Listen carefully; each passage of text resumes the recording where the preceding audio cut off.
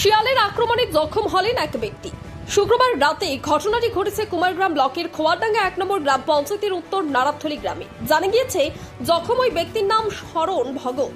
শনিবার কামাখাগুড়ি গ্রামীণ হাসপাতালে তার চিকিৎসা হয়েছে। তাকে মোট 7টি ইঞ্জেকশন দেওয়া হয়েছে। জানা গিয়েছে শুক্রবার রাতে বাড়ির গোয়াল ঘরে শিয়াল ঢোকে। সে সময় গরুগুলি অস্বস্তি বোধ করছিল, তা দেখতে গোয়াল ঘরে যান শরণ ভগত। সে সময় তাকে শিয়ালটি আক্রমণ করে বসে। এই ঘটনার জেরে এলাকায় ব্যাপক চাঞ্চল্য ছড়িয়েছে। স্থানীয়রা জানান, এলাকায় শিয়ালের উপদ্রব বেড়েছে। রাতের দিকে লোকালয়ে ঢুকে যাচ্ছে শিয়াল। এ বিষয়ে ব্যবস্থা গ্রহণের দাবি উঠেছে স্থানীয়দের মধ্য থেকে। কামাখাগুড়ি থেকে বাবুল সরকারের রিপোর্ট, ইউবি লাইভ নিউজ।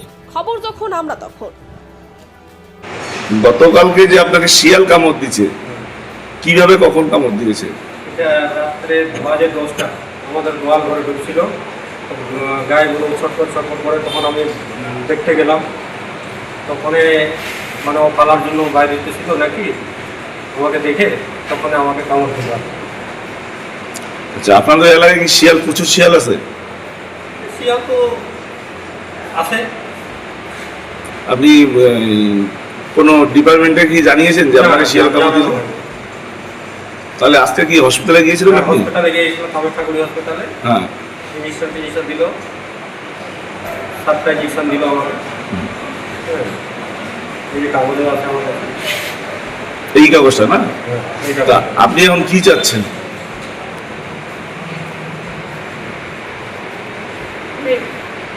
এই যে চিকিৎসা চাচ্ছি আর কি। কার কাছে চাচ্ছেন চিকিৎসা? ডিপার্টমেন্টকে কি জানিয়েছেন? না, জানানো।